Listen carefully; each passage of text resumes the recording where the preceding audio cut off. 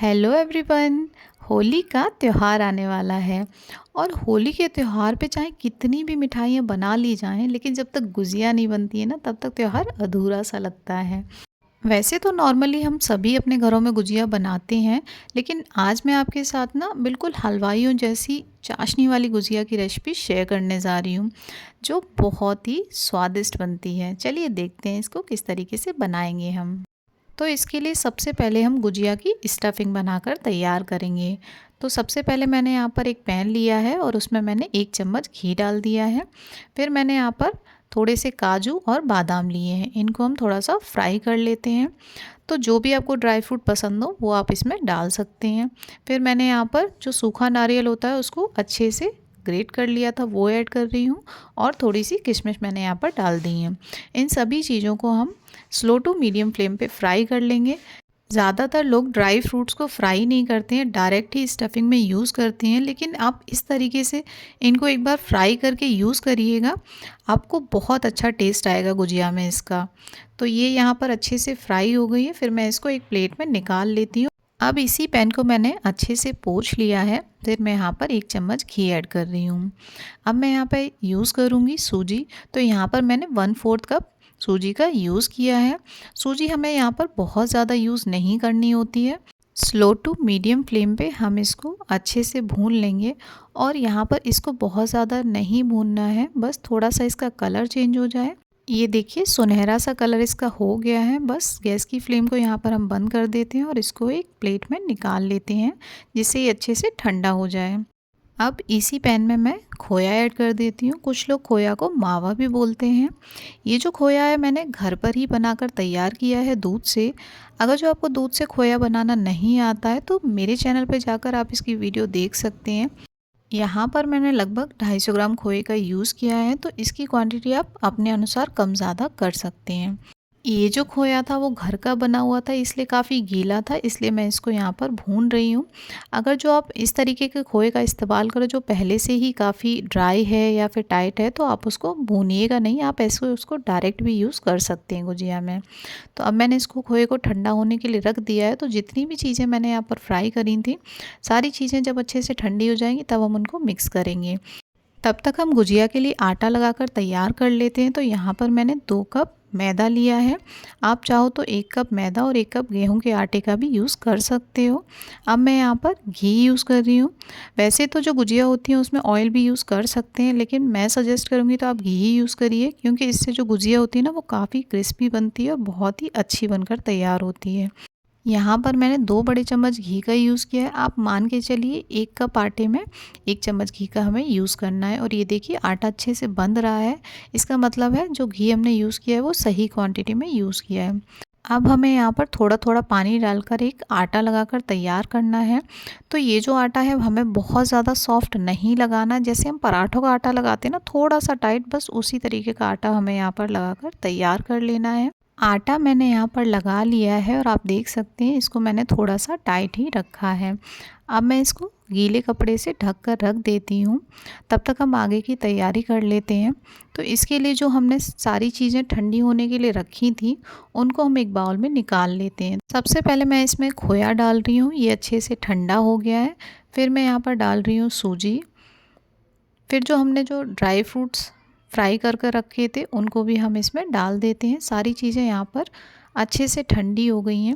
जब ये सारी चीज़ें ठंडी हो जाएं अच्छे से, तभी आप इनको मिक्स करिएगा। अब यहाँ पर ऐड कर देते हैं इलायची का पाउडर। इसका जो फ्लेवर होता है वो गुजिया में बहुत अच्छा आता है। अब इन सारी चीज़ों को हम हाथों की सहायता से मिला लेंगे। ये देखिए सारी चीज़ें यहाँ पर मिल गई हैं। अब मैं यहाँ पर आधा कप के करीब बूरा ऐड कर रही हूँ। अगर जो आपके पास बूरा नहीं है तो आप चीनी को पीस कर भी यहाँ पर ले सकते हैं, या फिर आप जैगरी पाउडर का भी इस्तेमाल कर सकते हैं।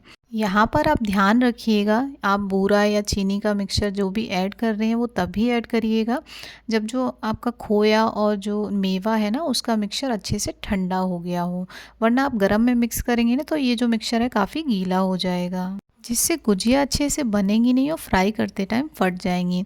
तो अब हम यहाँ पर चाशनी वाली गुजिया बना रहे हैं, तो उसके लिए हमें चाशनी तैयार करनी है। तो मैं यहाँ पर आपको हलवाइयों वाली ट्रिक शेयर कर रही हूँ। वो लोग क्या करते हैं, जिस बर्तन में चाशनी बनाते हैं उसको पहले घी या ऑयल से अच्छे से ग्रीस कर लेते हैं। तो इससे क्या होता है ना, जैसे चाशनी ठंडी होने पर सफ़ेद-सफ़ेद से किनारों पर जम जाती है तो वो नहीं जमेगी। अब मैं यहाँ चाशनी बनाने के लिए यूज़ कर रही हूँ लगभग 300 ग्राम के करीब चीनी, और फिर मैं इसमें डाल देती हूँ लगभग 250 ग्राम के करीब पानी। तो आप ऐसे मान के चलिए कि 1 कप चीनी ली है तो लगभग 3/4 कप के करीब हमें पानी ऐड करना है उसमें। इस टाइम पर हम गैस की फ्लेम को मीडियम टू हाई रखेंगे। चीनी यहाँ पर पिघल गई है, फिर मैं यहाँ पर ऐड कर रही हूँ 3 से 4 हरी इलायची।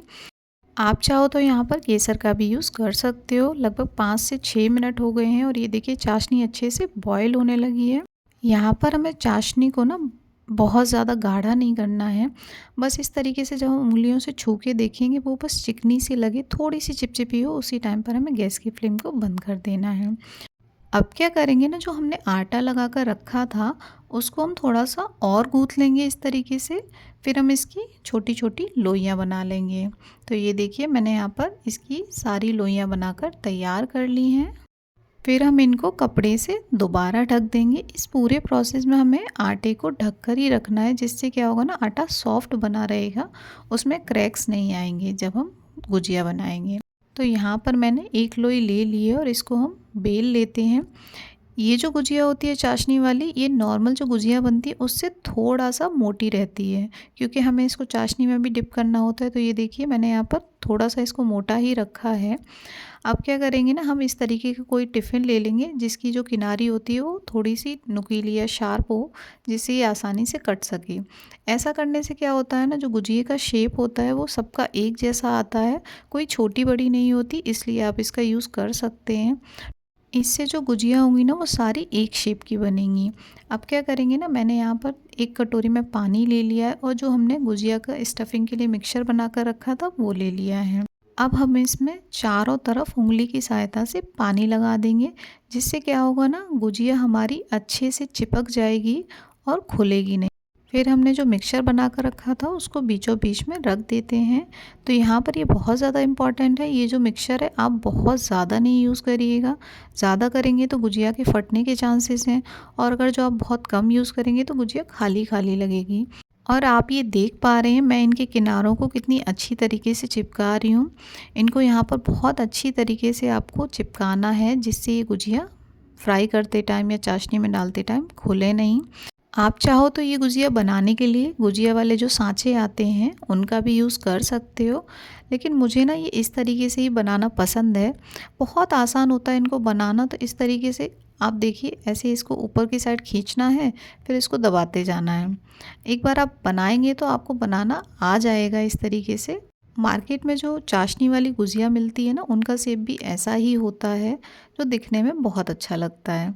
तो मैं तो इस तरीके से ही इनको बनाती हूँ। आप भी प्रैक्टिस करिएगा, आपको ज़रूर आ जाएगी। ये देखिए कितनी अच्छी बनकर ये तैयार हुई है। इसी तरीके से हम बाकी सारी भी बनाकर तैयार कर लेंगे। अब हमें ना इनको कपड़े के ऊपर रख देना है और ऊपर से ढक देना है इसी कपड़े से। इससे क्या होगा ना, ये सॉफ्ट बनी रहेंगी। अब हम बाकी की गुजिया भी बनाकर तैयार कर लेते हैं। अगर मेरी ये वीडियो आपको पसंद आ रही है तो आप प्लीज़ उसको लाइक कर दीजिएगा, और चैनल पर नए हो तो सब्सक्राइब भी कर लीजिएगा, जिससे मेरे आने वाले वीडियोस की नोटिफिकेशन आपको मिल सके और आप उनको देख सकें। ये देखिए दूसरी भी बनकर तैयार हो गई है। अगर जो आपको उस तरीके से गुजिया बनानी नहीं आ रही हैं तो आप इस तरीके से भी बना सकते हैं बिना सांचे के। तो इसमें क्या करना है, हमें एक फ़ोक ले लेनी है और उसको इस तरीके से गुजिया को हमें दबा देना है, अच्छे से यहाँ पे प्रेस करना है, जिससे ये खुले नहीं। ये देखिए ऐसे भी ये बनकर तैयार हो जाती हैं और बहुत अच्छी बनती हैं। तो ये देखिए मैंने यहाँ पर सारी गुजिया बनाकर तैयार कर ली हैं। अब चलते हैं इनके फ्राई करने के प्रोसेस पे। तो मैंने यहाँ पर कढ़ाई में ऑयल डालकर इसको गर्म होने के लिए रख दिया था। यहाँ पर मैं आपको बहुत इम्पॉर्टेंट ट्रिक बता रही हूँ, जिससे जो आपकी गुजिया होंगी ना बिल्कुल क्रिस्पी बनकर तैयार होंगी। तो इसमें क्या करेंगे ना, हम जब गुजिया डालेंगे तो जो ऑयल होगा वो बहुत कम गर्म होना चाहिए, बहुत ज़्यादा गर्म नहीं होना चाहिए। और लगभग जब तक गुजिया ऊपर ना आ जाए तब तक हम उस गैस की फ्लेम को स्लो ही रखेंगे।